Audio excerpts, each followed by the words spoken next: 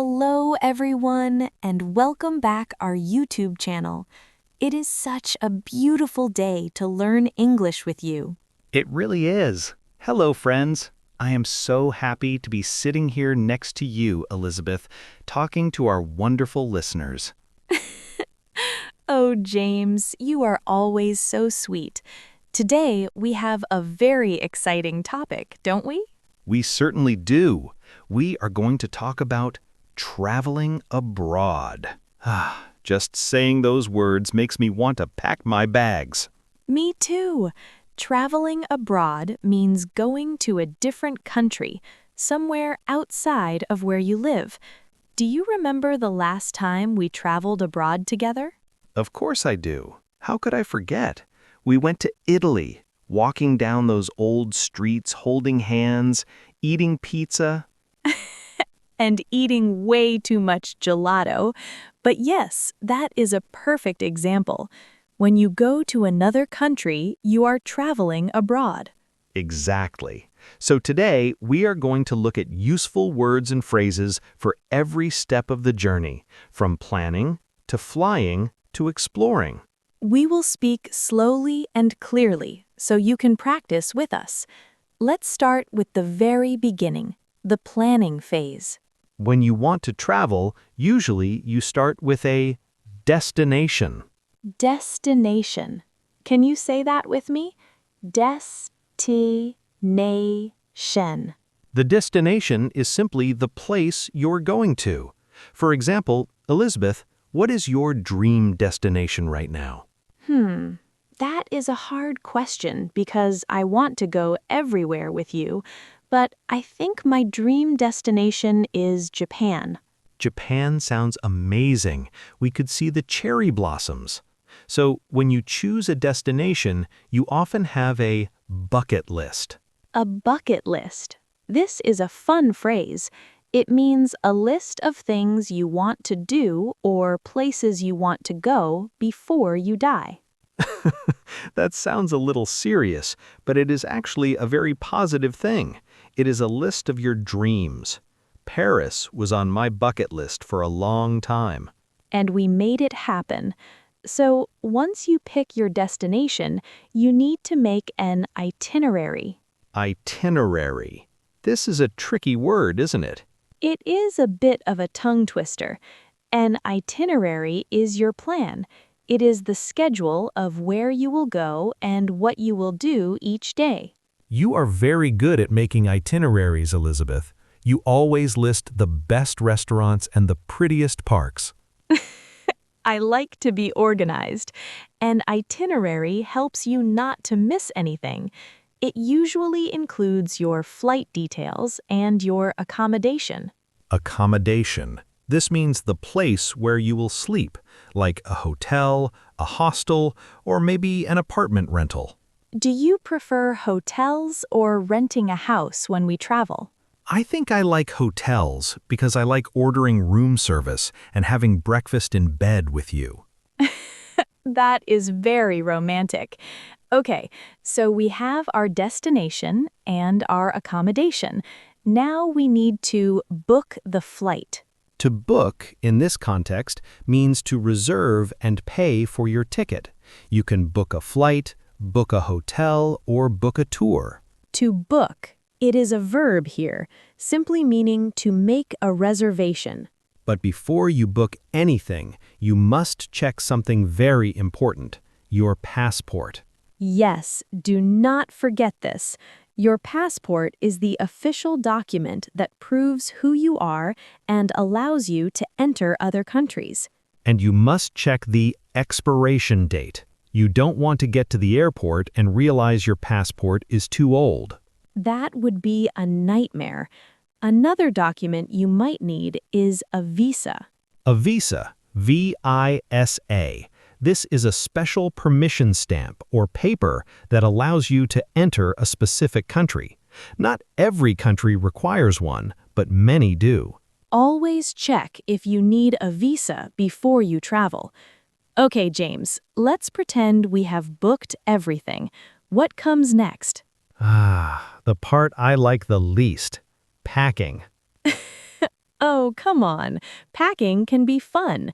You just need a good suitcase. But I never know what to bring. I always overpack. To overpack. This means to put too many things in your bag, more than you need. James, you always bring 5 pairs of shoes. I like to have options. But yes, overpacking is a common mistake.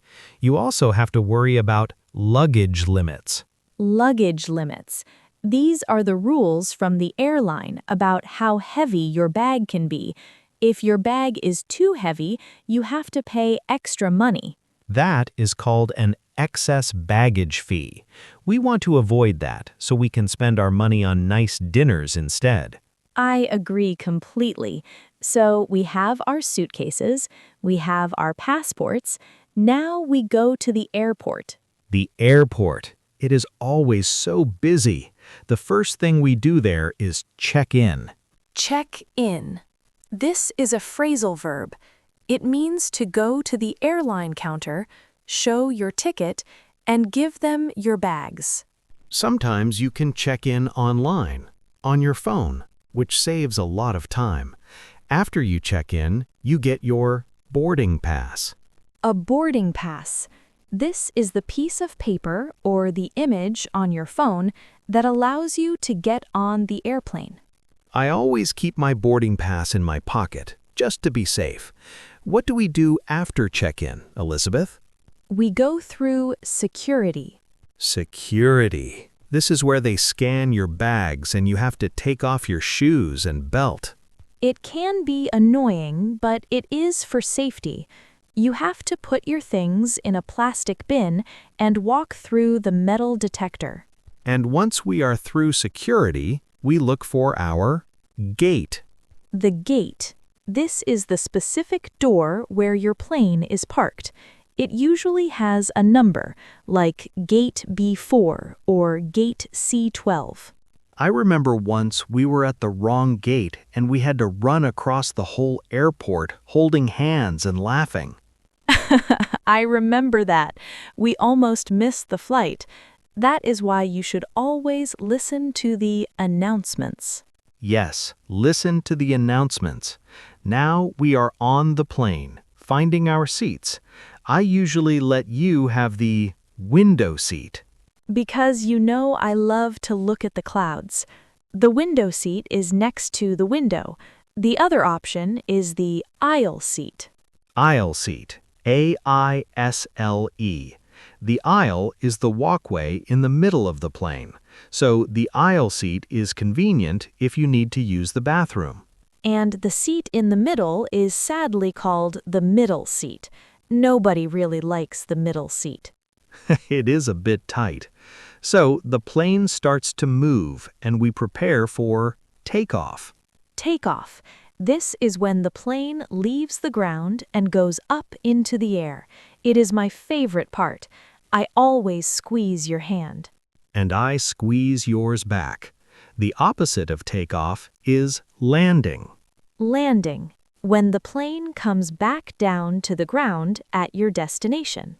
Sometimes the flight is very long, and when you arrive, you feel very tired. This feeling is called jet lag. Oh, jet lag is difficult. It happens because your body thinks it is nighttime, but outside it is daytime. Curious, how do you cure jet lag, Elizabeth?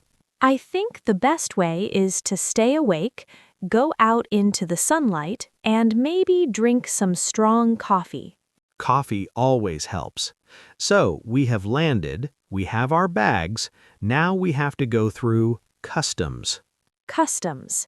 This is the place where officers check if you are bringing anything illegal or taxable into the country.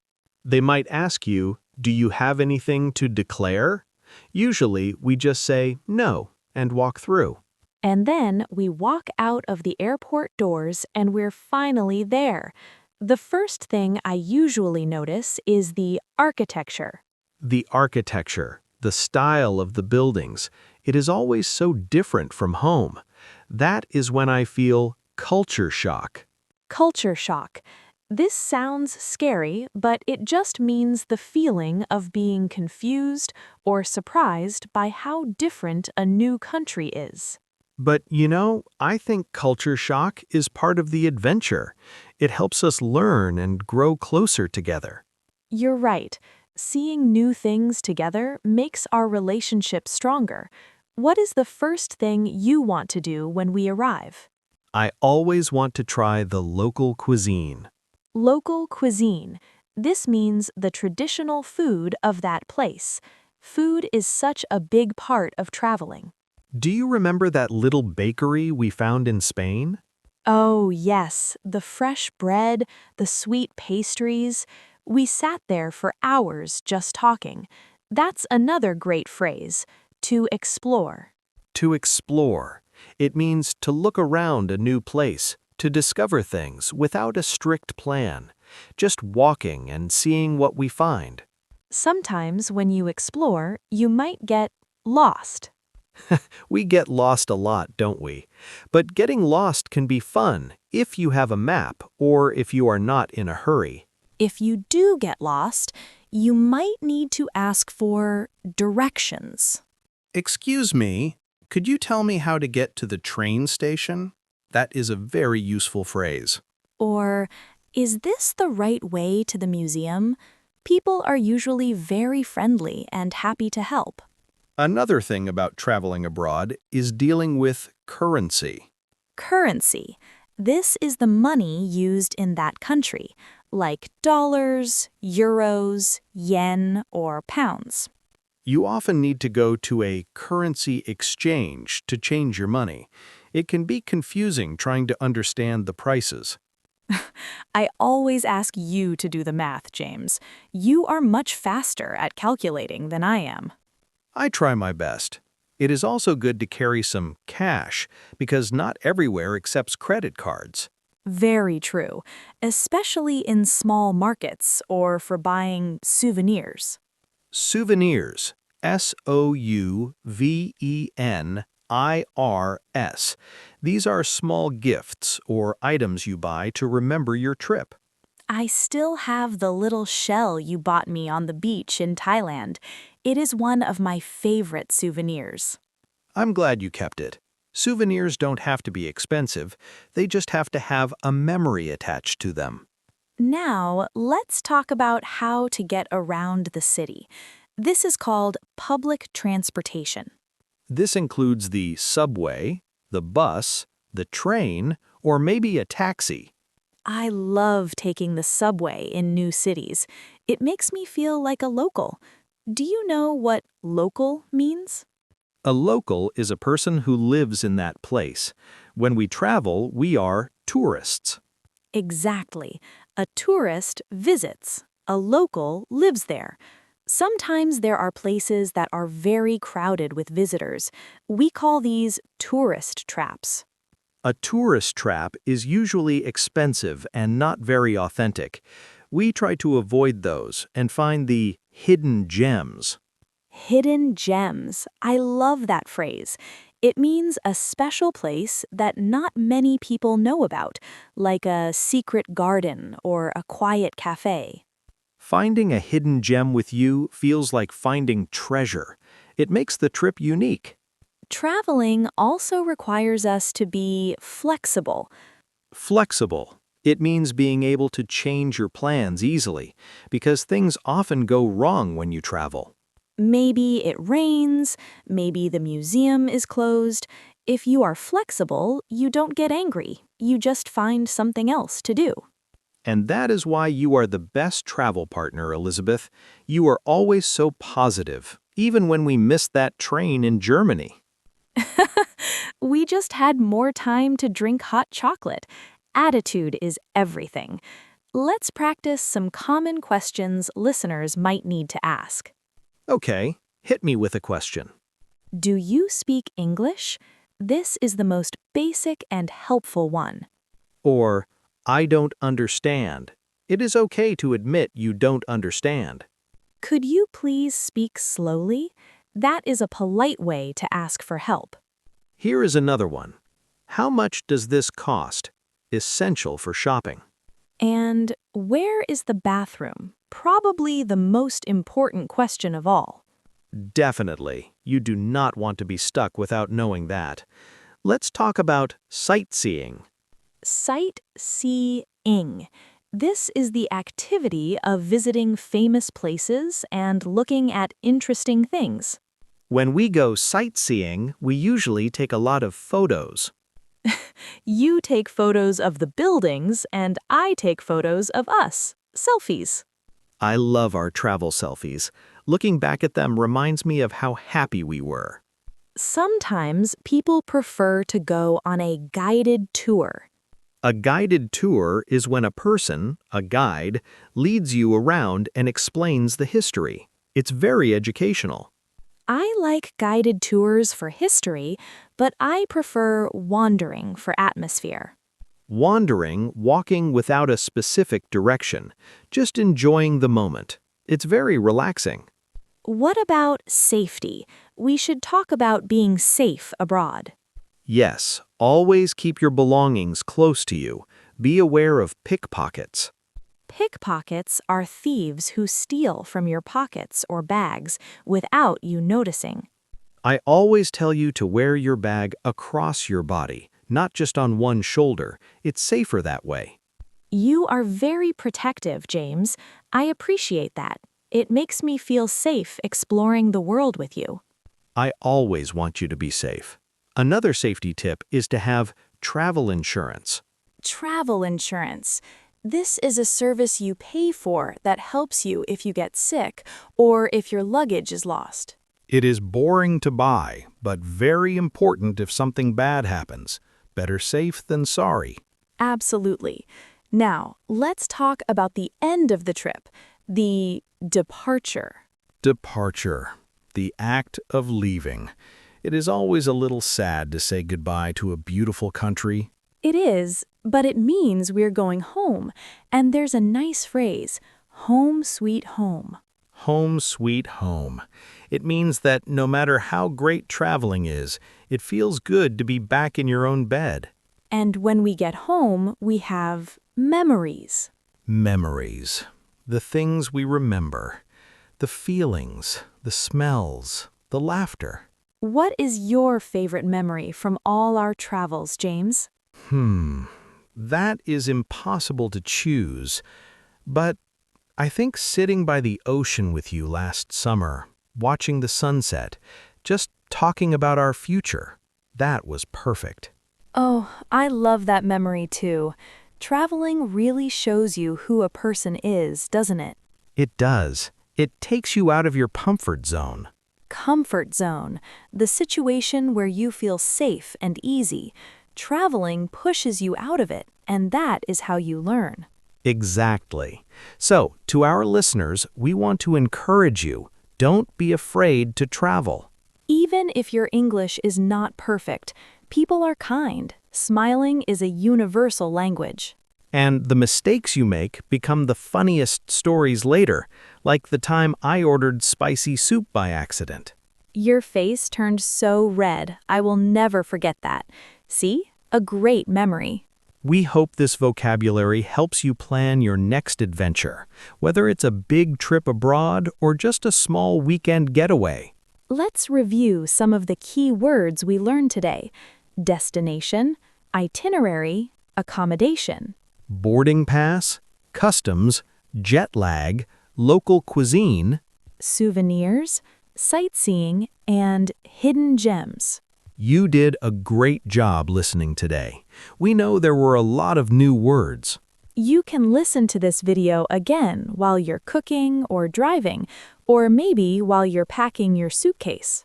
If you're packing, remember, do not overpack. Leave space for souvenirs. Yes, listen to James. He learned that lesson the hard way. I learn everything from you, Elizabeth. We're a good team. Thank you all for spending this time with us. We love helping you improve your English. We really do. Hearing your stories in the comments makes our day. So please, tell us, where is your dream destination? Yes, write it in the comments below. Is it Paris? Tokyo? New York? We want to know. And don't forget to practice speaking these words out loud. Your voice needs exercise, just like your body. We'll see you in the next video. Until then, keep dreaming and keep learning. Safe travels, everyone, and take care of each other. Goodbye for now. Goodbye.